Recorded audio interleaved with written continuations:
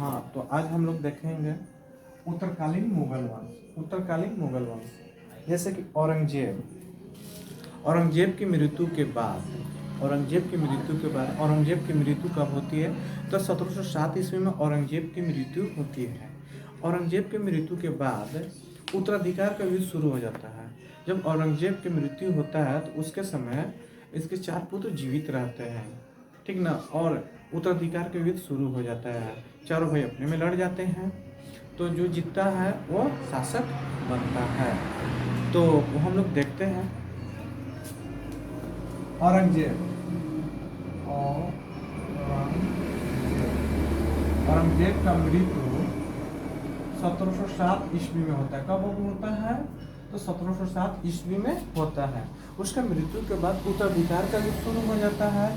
तो प्रथम बनता है बहादुर शाह प्रथम। बहादुर शाह प्रथम का सत्र रहता है, इसका सेशन रहता है, इसका पीरियड रहता है 1707 से 1712 में, ठीक ना। बहादुर शाह प्रथम, इसका जब ये शुरुआती नाम इसका मुअज्जम था। मुअज्जम था। क्या था वो? मुअज्जम था। और जब गद्दी प्राप्त करता है, यानी कि शासक बनता है, तो बहादुर शाह प्रथम के नाम से ये शासक बनता है। तो इसे अपने क्षेत्र के बारे में इसको जानकारी नहीं था। इसके क्षेत्र के बारे में इसके जानकारी नहीं था, इसीलिए इसे साये बेखबर कहा गया है। क्या कहा गया? साये बेखबर कहा गया है।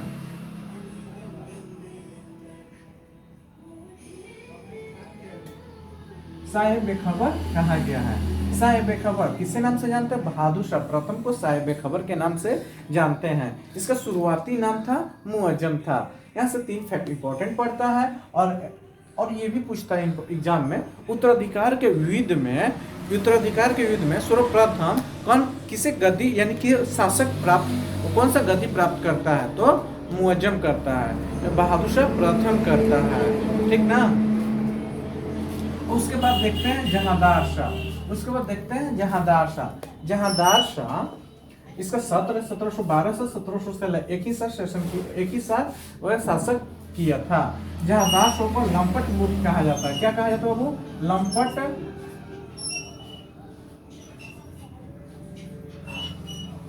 इसे लंपट मूर्ख कहा जाता है।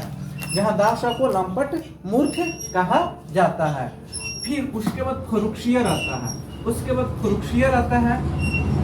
1717 से 1719 के बीच में। फर्रुखसियर के समय में ये सैयद बंधुओं के सहयोग से ये शासक बनता है। सैयद बंधुओं के सहयोग से 2 भाई हैं सैयद बंधु, उसी को कहते हैं। फर्रुखसियर 1713 से 1719 के बीच में शासक बनता है। और फर्रुखसियर को क्या कहते हैं? घृणित कायर कहते हैं। घृणित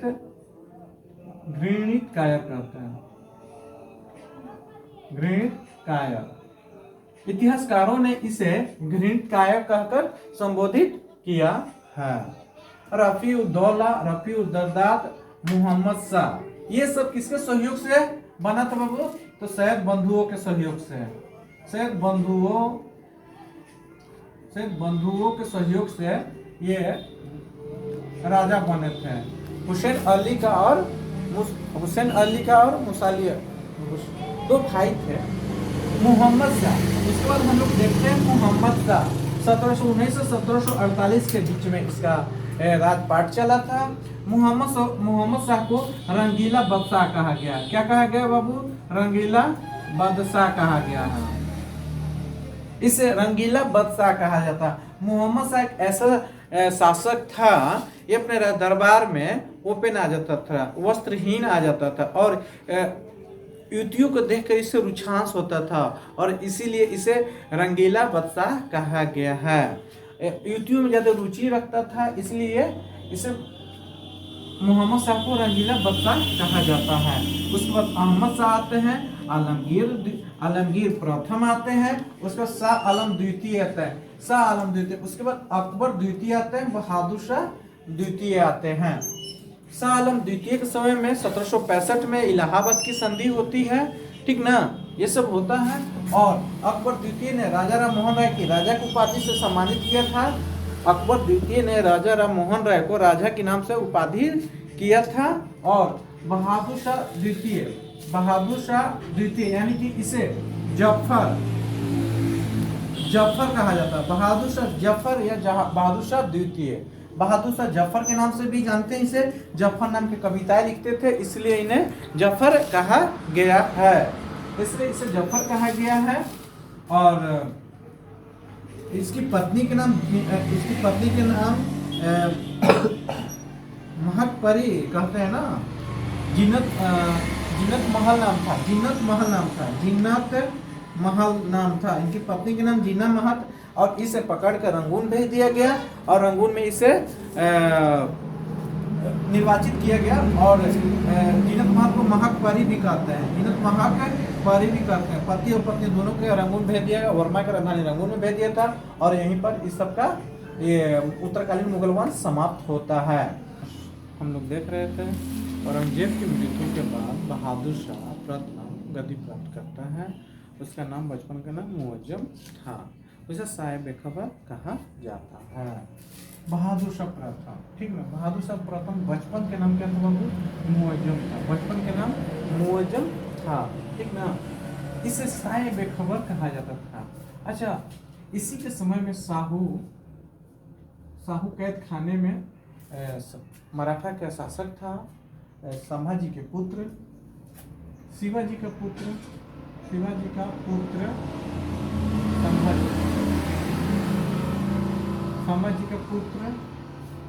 के पुत्र शाहू जी कैद खाने में थे। इसे मालूम था ही नहीं, इसीलिए इसे साहिब बेखबर कहा जाता है। बहादुर शाह प्रथम को साहिब बेखबर कहा जाता था। इसका बचपन का नाम मुअज्जम था, ठीक ना।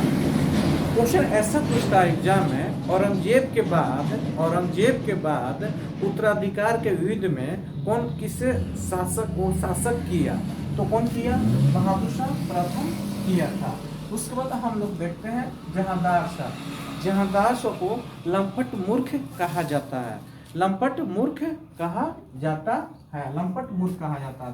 ठीक ना। फर्रुखसियर को घृणित कायर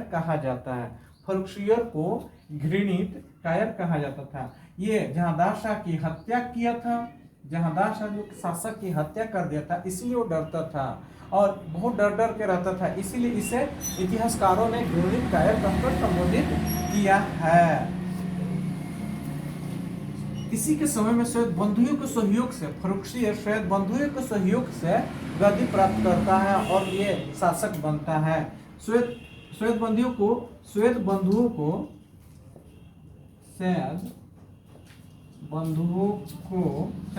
नृप निर्माता कहा जाता था। नृप निर्माता मतलब होता है शासक बनाने वाला, राजा बनाने वाला। नृप निर्माता का मतलब क्या होता है बाबू? राजा बनाता था, शासक बनाता था। और वो दो भाई था, सैयद बंधु, वो दो भाई थे। कौन से थे? हुसैन अली खां और अब्दुल्ला खां, दो भाई थे। मोहम्मद शाह को रंगीला बादशाह कहा जाता है। 1739 ईस्वी में नादिर शाह ने करनाल पर आक्रमण कर दिया। करनाल पर विजय होने के बाद वो दिल्ली पर भी आक्रमण कर दिया, ठीक ना। दिल्ली पर आक्रमण किया। उस समय शासक बहादुर शाह था। बहादुर शाह रंगीला शासक था और उसे हराकर मयूर सिंहासन तख्त ताउस को उसमें लगा हुआ था कोहिनूर हीरा, 70 करोड़, बुक में लिखा हुआ 70 करोड़ रुपए, और मयूर सिंहासन जिसमें तख्त ताउस कोहिनूर हीरा लगा हुआ था, उसे ईरान फारस लेकर चला गया। क्वेश्चन एग्जाम में ऐसा पूछता है, विदेशियों ने मुगल शासक को बंदी बनाया था। कौन ऐसा मुगल शासक था जिसे बंदी बनाया था? विदेशियों ने बंदी बनाया था। तो मोहम्मद शाह को बंदी बनाया गया था, ठीक। अब हम लोग देखते हैं शाह आलम द्वितीय। इसे बचपन का नाम अली गौहर था। शाह आलम द्वितीय के बचपन का नाम अली गौहर था। इसके समय में 1759 ईस्वी में वेदरा का युद्ध हुआ था। वेदरा का युद्ध हुआ था। वेदरा का युद्ध हुआ था। वेदरा के युद्ध में 1759 ईस्वी में वेदरा के युद्ध हुआ था। अंग्रेज और डचों के बीच में हुआ था, जिसमें अंग्रेज विजयी हुए, डच हार गए और यहाँ से पलायन कर गए। भारत में डचों का पतन हो गया। 1760 ईस्वी में वांडीवास का युद्ध हुआ था। वांडीवास का युद्ध हुआ था। वांडीवास का युद्ध 1760 ईस्वी में अंग्रेज और फ्रांसिस के बीच में हुआ था, जिसमेमें अंग्रेज विजयी होते हैं, फ्रांसिस हार जाते हैं और फ्रांसिस के भारत में पतन हो जाता है। इसके बाद हम लोग देखते हैं 1764 ईस्वी में 1764 ईस्वी में 1761 ईस्वी देख लेते हैं, उसके बाद 64 देख लेंगे। पानीपत का तृतीय युद्ध हुआ था। पानीपत का तृतीय युद्ध हुआ था। पानीपत का तृतीय युद्ध 1761 ईस्वी में हुआ था। किसके बीच में हुआ था? अंग्रेज और मराठों के बीच में हुआ था। अंग्रेज और मराठों के बीच में हुआ था। उस समय मुगल शासक कौन था? शाह आलम द्वितीय था। शाह आलम द्वितीय मुगल शासक था। उसके बाद 1764 ईस्वी में 1764 ईस्वी में बक्सर का युद्ध होता है।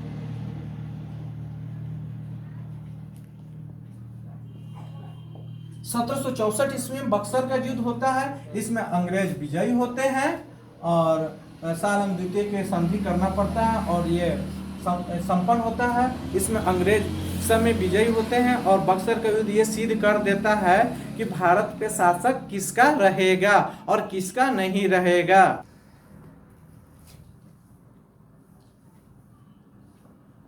अकबर द्वितीय, हम लोग देखते हैं अकबर द्वितीय। अकबर द्वितीय राजा राम मोहन राय को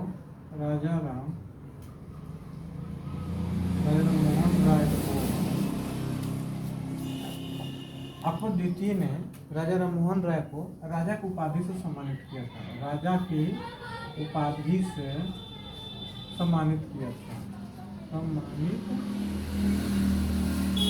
किया था।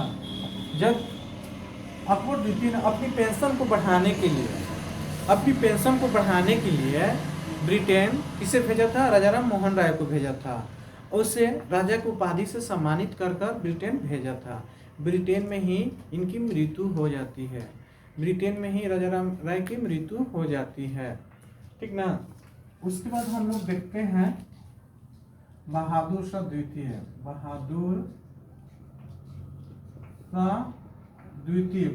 शाह द्वितीय इन्हें जफर भी कहा जाता था।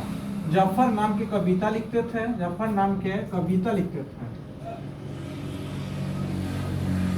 नाम से कविता लिखते थे, इसीलिए बहादुर शाह को जफर भी कहा जाता है। बहादुर शाह जफर भी कहा जाता है। बहादुर शाह जफर 1857 की क्रांति में भाग लेते हैं। 1857 की क्रांति में भाग लेते हैं। भाग लेने के क्रम में ब्रिटेन यानी कि ब्रिटिश ने इन्हें कैद खाने दिल्ली के मकबरा मऊ के मकबरा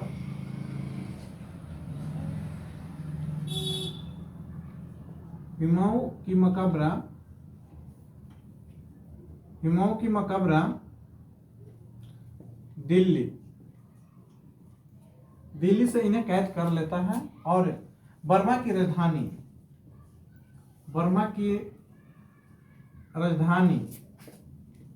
रंगून इन्हें भेज देता है।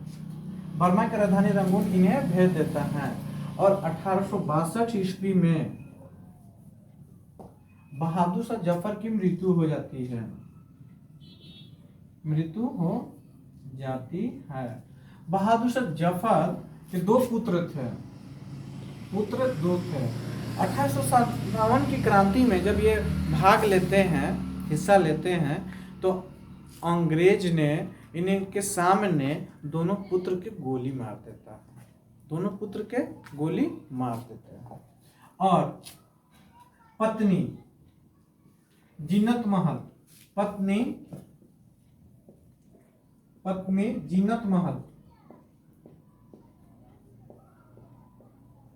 पत्नी जीनत महल के साथ है इन्हें रंगून भेज देता है। जीनत महल को महक परी भी कहते हैं, महक परी भी कहते हैं। जीनत महल को महक परी भी कहते हैं। और यहीं पर हम लोग का मुगल वंश का औरंगजेब का उत्तराधिकार समाप्त होता है।